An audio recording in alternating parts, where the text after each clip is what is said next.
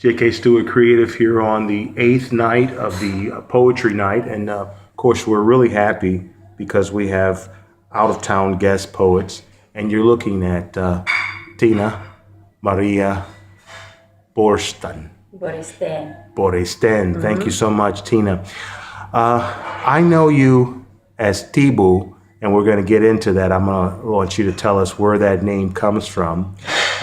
I'm no stranger to your poetry, having heard you twice, but for the audience who doesn't know you, let's go back in time a little bit and tell me, were you always a writer, or did you become a writer later in life? I became a writer later in the life. Actually, I come from a family where there was not so much talking, more like motions. So actually my first artistic way of exploring myself or expressing myself came by dancing. So my first profession is actually a real jazz dance teacher and a choreographer. What town are we in? Take us back. Helsinki. In Helsinki, Yes, okay? yes. And at what age was it you began to explore this means of expression through dancing? Even before the school, I mean. School. Even before school? Yes. Yeah. Yes. It's so often that those of us who practice expression go through different stages, different means of expression. So after dancing, what was there for you? In the dancing, it was also trying to do some acting. So it was not just dancing for music, you know. So in a way, I count the acting coming involved already at that time. But I must say one thing more. Okay. The nature has always been in my life a very, very important thing that I have really liked to be in. And it's very interesting because people usually see me as a very strong and open and very funny person. Yeah. But I have those two sides.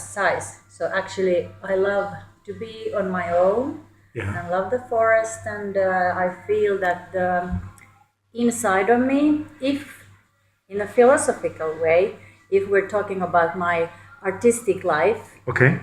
so it has the most thing that has been inviting me to do something, if it's dancing or acting or whatever, it is the nature who is the boss there for me. I saw that you recently posted that you were, I guess, at your summer cottage. Yes. And that someone wanted to know where you were, or you were sort of questioning whether or not they were going to be able to handle where you were away in the woods.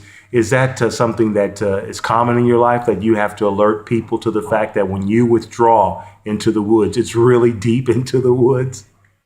Yes, I have had that place for 20 years now. Yeah. And all those people who know me, including my mother, I mean, I have had 3 kids of my own. Okay. So she was really terrified when I have to take myself there without phone and still have 3 little kids there. It was really almost like fight, but not, because she knew I would be very stubborn about that and that I really need that to be creative. When I first saw you, it was evident that you had a theatrical background. You mentioned acting as another manifestation, or the dancing as one manifestation, acting as another. Take us through the education process. Did you pursue either of these studies professionally or through education? Well, in Finland, for example, I was already a dance teacher before we had any chance in Helsinki, the capital of Finland, to go to a school. I mean, I'm now 52 years old, so at that time that I should have gone, I would have had to go on board, I mean, to somewhere. Okay. Which should not have been actually a problem for me, because I have relatives in the United States and also in the United Kingdom and in the Germany. So in that, I mean, I would have perhaps liked it. But when I became a dance teacher, there was also this ministration that if you have a lesson for them, they will sort of give the papers for you to be a teacher of that sort of a dance. A certification. Yes, Yeah. yes. So in that time, I was the youngest in Finland, perhaps even today, who got that. But it's Long time ago. time ago. Well, it's yes. not that long ago. You told us you're only 52. Yeah, so but what's I was about 19, I think, at when that I time? got that. Yes, Okay. yes, yes. Okay. Yeah. So that was really nice. Okay. Then when I was dancing and making my choreographies, actually even to sometimes without music, Okay. to my writing. If I was myself dancing in some other pieces, the choreographers always saw the spicy side of me, my personality. Okay, so okay. I always got into being mean or being strong or doing the jokes in the choreography. Okay. And that way, somehow, I just, get into acting. So when the law for the first in the educational world, Okay. we had a law in Finland where we should have in all the art things like music, theater, dance, whatever. So they should be also teachers. And here in Finland, they did not have teachers for teaching kids, like drama teaching. All the stuff that is so old already in United States and the United Kingdom, for example. Okay. I did my master degree in my. I'm also a teacher, a real teacher. So I did on that of the drama teaching. But here it was very new. So the theater school, high school in Helsinki, got the permission to, in 3 years, take care of people who are on the field and who would like to be teachers. Teachers. Just in like acting and drama. Okay. Okay. And that's the way I came actually. I always have long stories. Sorry for that. But that's the way I came into acting and really professional schooling, because I was 3 years there, and of course we had all these same directing teachers and acting teachers, and so we also have that training, and then this teacher how to be involved with kids and their emotions and whatever. The long stories are appreciated because when you put things, for me, in a historical context, it helps to not only appreciate you, the person, but where Finland was at the time that you were pursuing these particular things. Now, you've already alluded to the writing. You said that when you were writing and then the directors would see you having this spicy sort of character side.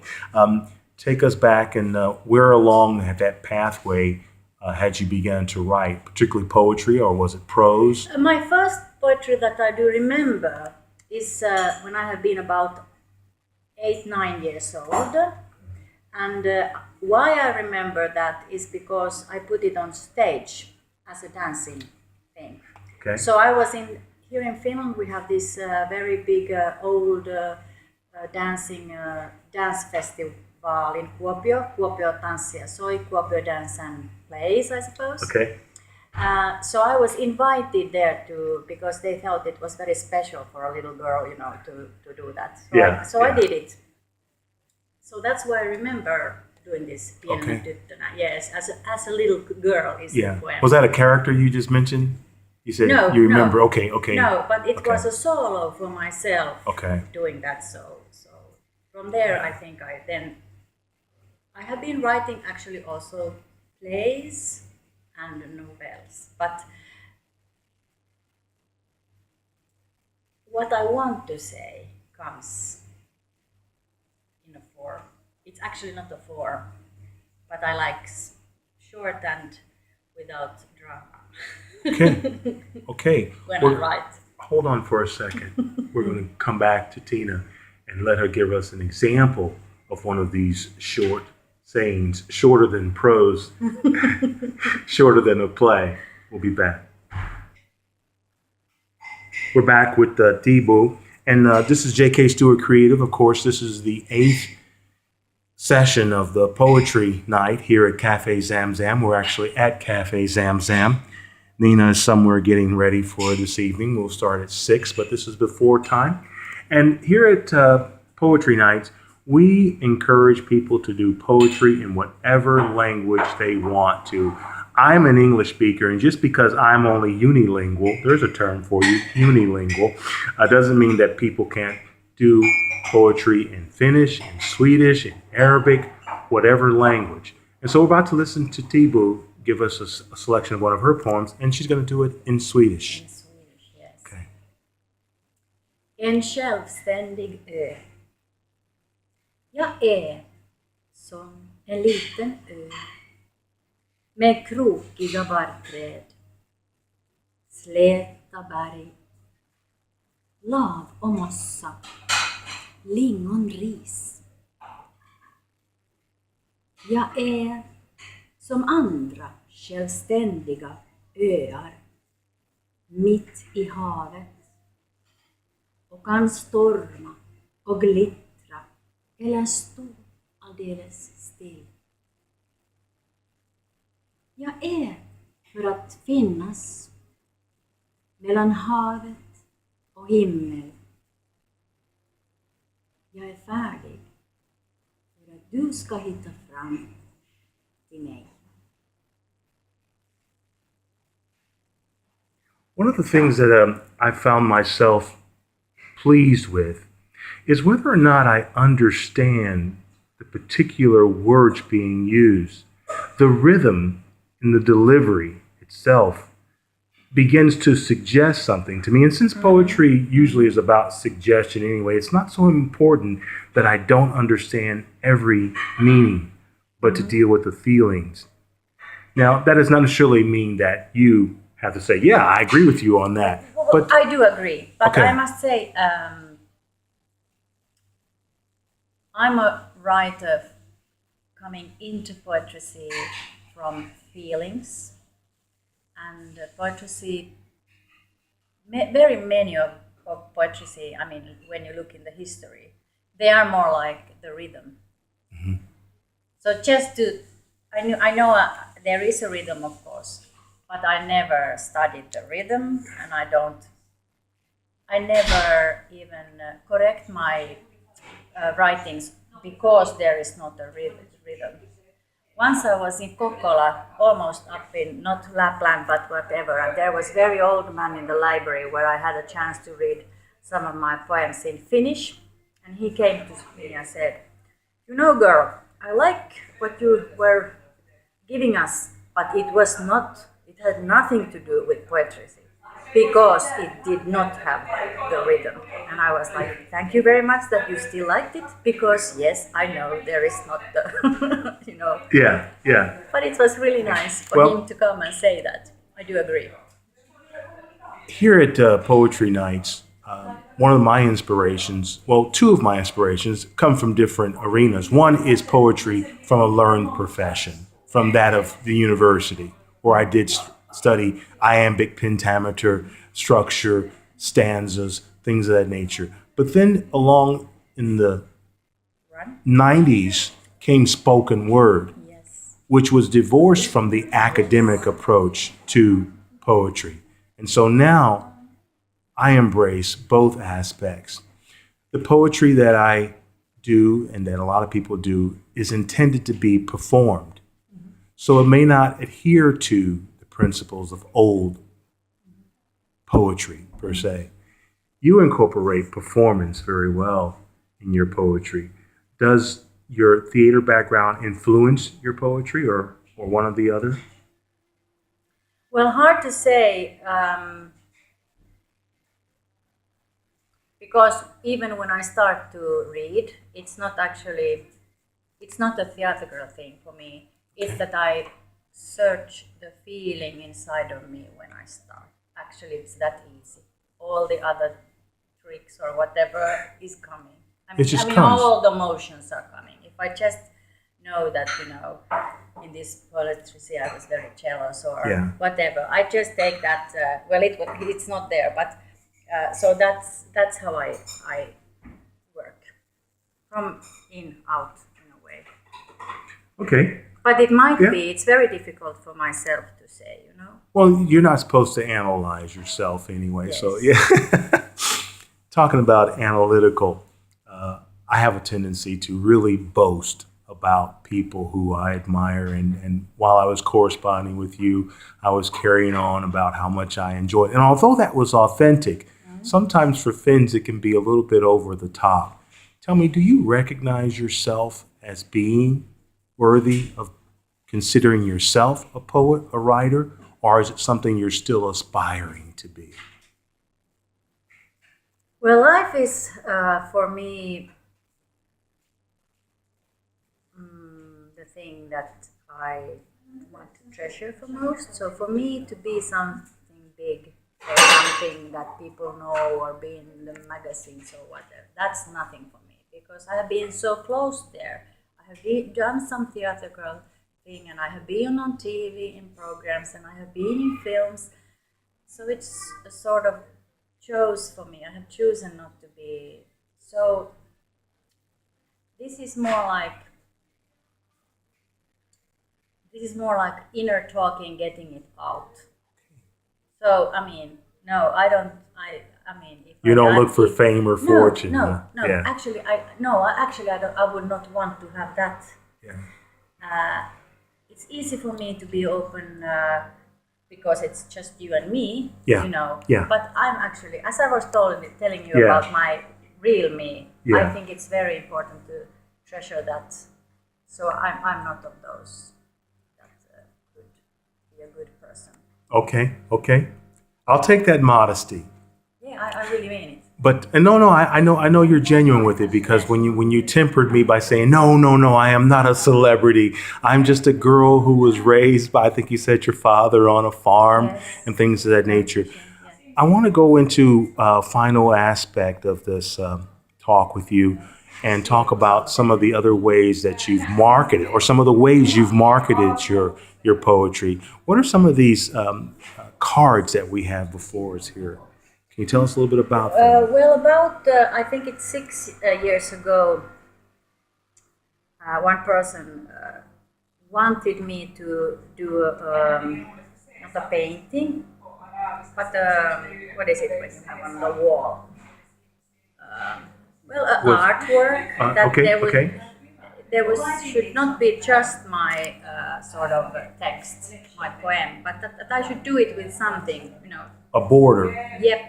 Yeah. And then Yeah. I remember that when I was, I'm also a teacher at school, yes? Yeah. So one of my favorite artistic works are coming from my background when I was, I could think about 9 years.